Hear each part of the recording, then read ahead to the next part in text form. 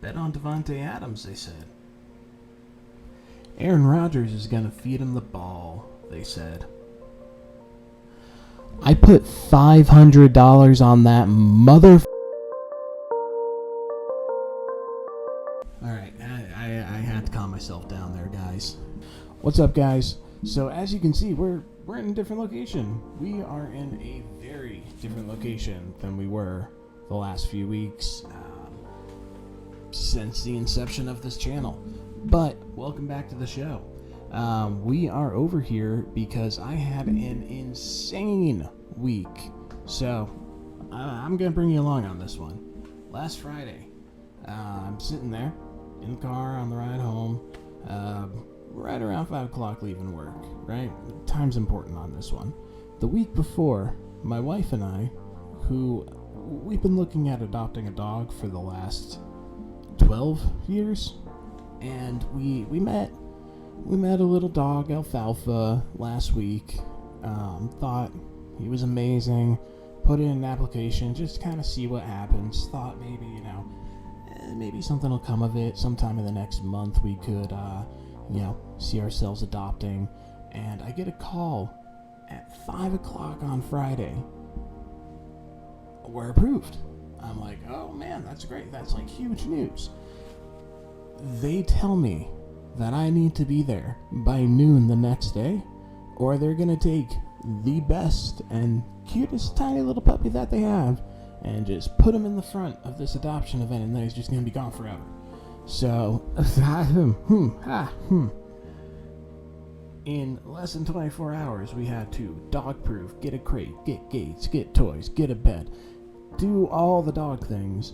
And unfortunately, the area in which the dog is where my desk was, it's where my mic was, it's where I have done countless stupid dares for you people. So, welcome to my kitchen. You may see me downgrade more and more because I decided it would be a good idea to trust Aaron Rodgers. Not a good idea. Bad idea. Very bad idea. I am feeling a small fraction of what the entire Jets organization has been feeling this entire season. He brings over Davante Adams. He gets rid of Robert Saleh. Guess what? Getting rid of your defensive-minded head coach didn't improve your offense. Davante Adams had 38 yards. $500, guys. I'm a YouTuber. That's a lot of money. All on a Davante Adams touchdown. Poof, gone. 38 yards, no production. Really, the only difference out there is that it loosened up the defense on the other side for Garrett Wilson. He still threw for 276, which, is phenomenal. 2 interceptions, 1 touchdown. Davante Adams had 38 yards. He was barely targeted, guys. He was barely targeted after all that. And you know what? 2 of the most ironic things to come out of this whole thing are? Nathaniel Hackett, the offensive coordinator, the guy that's best buds with Aaron Rodgers, the one who in Hard Knocks made like 5 million gold member references because apparently it's the only piece of media this guy freaking knows. Aaron Rodgers loves it, can't get enough of it. He got pulled, and he's no longer making the calls on offense. He's just not making them. Why was getting rid of Robert Saleh necessary? Why? Your defense was good. And the icing on the cake.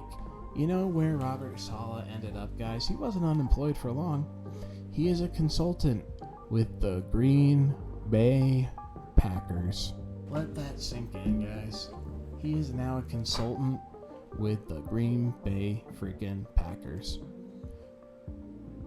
couldn't be a better karma outcome for this guy than to head over to Aaron Rodgers' old team, Davante Adams' old team, and take a role in a winning organization, contribute to their defense, and God, I wish that matchup was happening, the Jets and the Packers. The Packers have a legit playoff shot. The Jets, not so much. They have one more win than us. One. Our top receiver is freaking Demario Douglas. If you're not a Pats fan, you don't know who that is. Maybe Hunter Henry. You might know Hunter Henry. They have Davante Adams, all-world receiver, Garrett Wilson, Rookie of the Year, Breece Hall, phenomenal running back, an elite offensive line, Alan Lazard, who can come down with the ball on those Hail Marys, and Mike Williams, who got thrown under the freaking bus by Aaron Rodgers as he is running this team into the ground. So, I got to experience about one night as someone loosely affiliated with the Jets in any way, shape, or form, and I am never doing that again. Jets fans, I respect you, but I really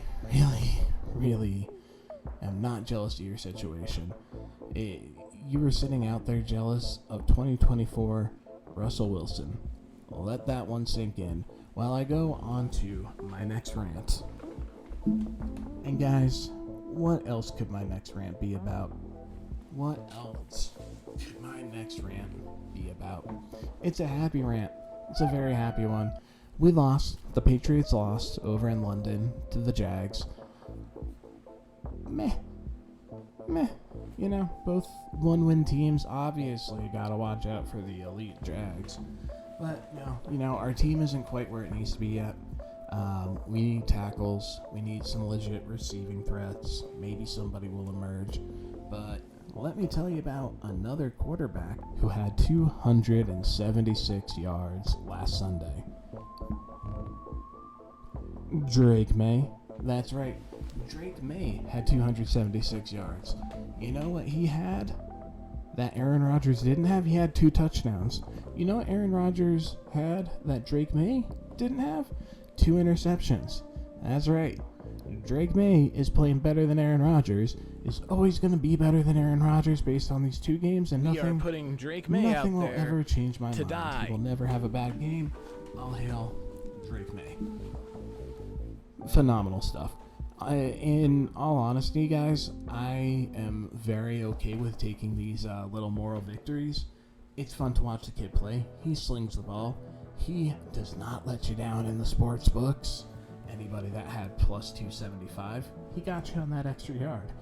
But we're not built to win this year. We're not going to go on some magic run, be underdogs, and run the table. So let's get a good pick. Let's get our offensive line secure. Let's get some weapons for this kid, because clearly behind that offensive line, if he can produce like this, he's the future.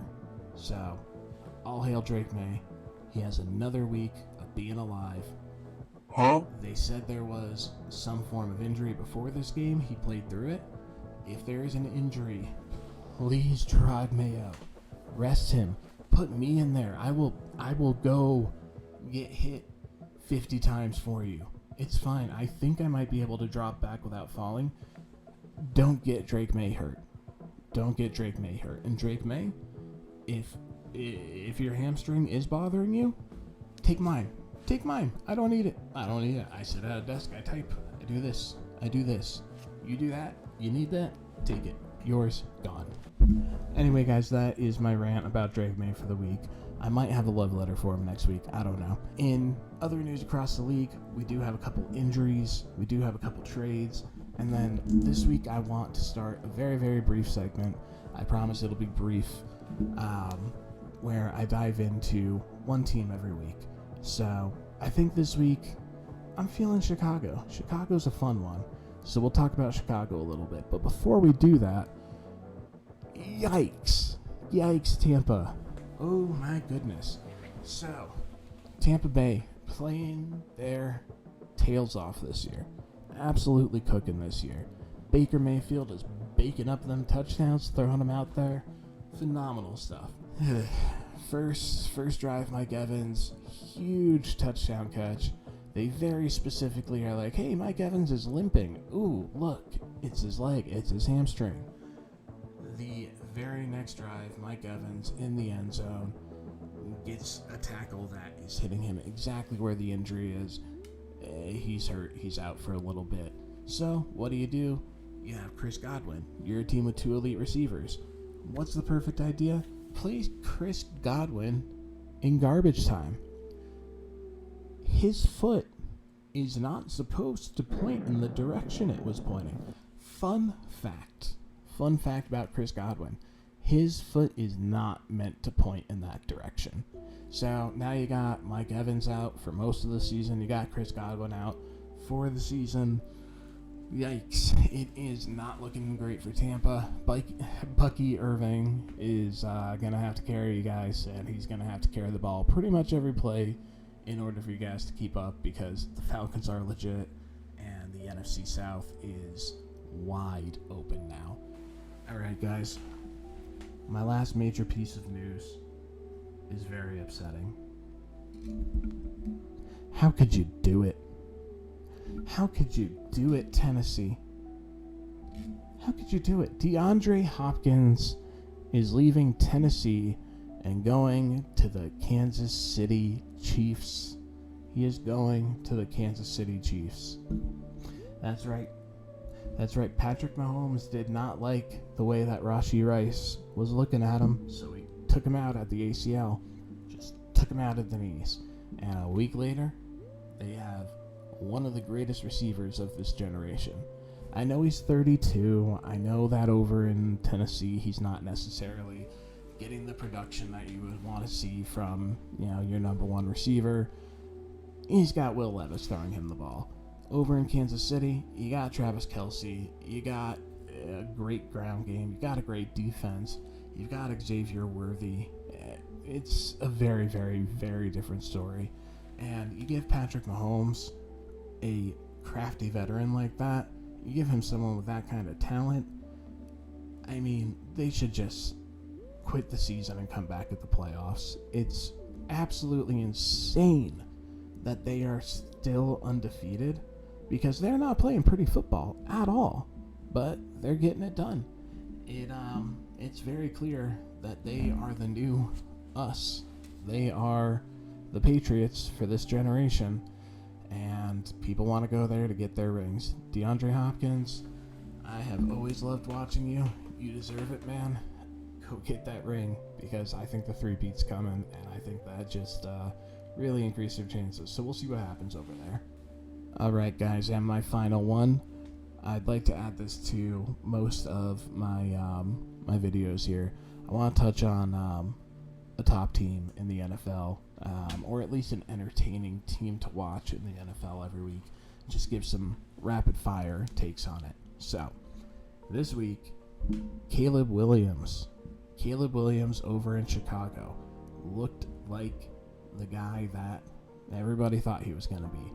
Jaden Daniels kind of pulling an eerily similar to RG3 type of season, but everybody was watching Jaden Daniels, myself included, and saying, oh man, guess we got this one wrong. Maybe pump the brakes a little bit, because we all know that it's Drake Maye.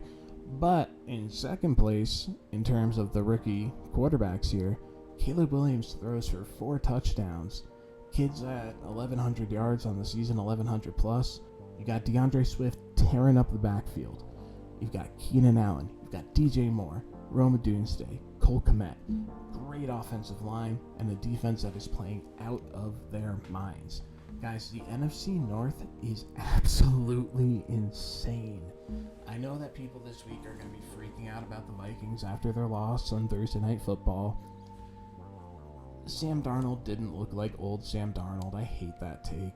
It was not just on him. The play calling wasn't great, and they had an off week. It happens. You've got 3 teams sitting at 4-2 with the Packers, the Bears, and the Vikings.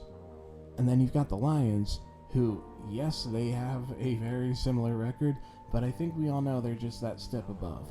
And we'll see if they do make a trade. We're coming up on the deadline November 5th.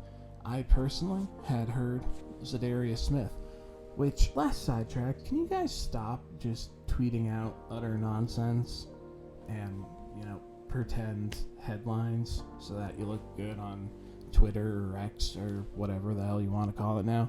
Because at 7 o'clock in the morning, I texted my Lions fan boss and was like, hey, looks like you guys got Zadarius Smith. It was the only time that I have texted him about NFL news, and it was not true. Thank you for that. Can't find the tweet anymore. You probably took it down in shame. Stop doing that.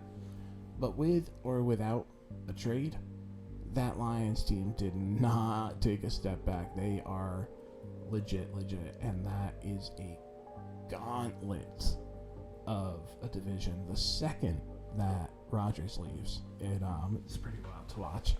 So, anyway, that's going to wrap it up for this week. I am going to show you lots of pictures and videos of my dog until you get sick of him. You're not going to get sick of him because he is the best boy. I may end up with a restraining order on Drake Maye. Why am I obsessed with this kid? Because he is our future, and because he might be the literal reincarnation of Tom Brady. I know Tom Brady's still around, and that's not how reincarnation works, but his football soul, I believe, has been transferred in some way into... Sorry guys, I get a little excessive when I talk about Drake Maye. Dude's got me excited. But this week's show is brought to you by Mills Coolin. Mills Coolin is not a troll. That's right, I would like to maybe go back and forth between highlighting trolls and people that just suck and highlighting awesome members of the community. Mills has been streaming for a while. Good buddy on here. I'm sure he'll comment down below. I'll pin it. Check out his channel if you're into gaming. Mills Coolin. So once again, guys, that is Mills Coolin, who at some point would like to remind you to hydrate. Hydrate, get some snacks. It's a short life. Don't be mad. He said something else. I don't remember what it is. Why don't you jump into his stream and ask him? Alright, guys, so what we got coming up? We have a few things coming up. We're going to get back to the regular slate of streams. Like I said, this week has been crazy. We're just getting this video out on the weekend. I'm recording it Friday night. It's like 1 in the freaking morning right now. But like I said, we've been scrambling with the dog. Worth it, by the way. So, we got your football streams. We got your streams with the puppy. My wife and I are going to be doing some holiday spooky streams and some semi-somewheres. Going to be a good time. And we actually do have a real sponsorship coming up. So, look out for that. Excited to tell you guys who are reaching out to me. Anyway, I know I have been all over the place this week. Thank you for the constant support. Freaking love you guys. I'll be back next week. A little bit more of a put-together show. And John Campbell over here. Much love to you over there. I will catch you later.